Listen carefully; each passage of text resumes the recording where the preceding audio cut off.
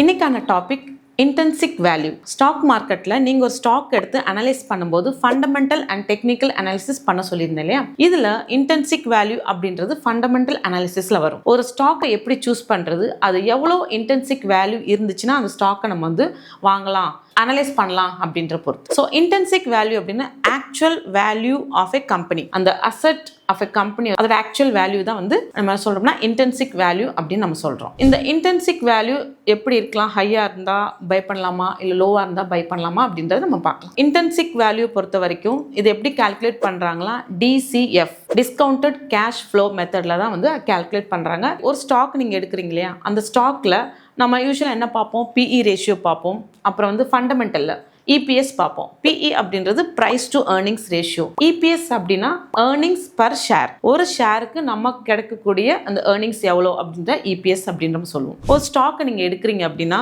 அதில் EPS எவ்வளோ இருக்கணும்னா PE ரேஷியோட ஜாஸ்தியாக தான் இருக்கணும். EPS PE ரேஷியோட ஏர்னிங்ஸ் பர் ஷேர் அதிகமாக இருந்துச்சுன்னா அந்த ஸ்டாக் ஓகே, இட்ஸ் நல்ல ஸ்டாக் அப்படின்னு நம்ம சொல்லலாம்.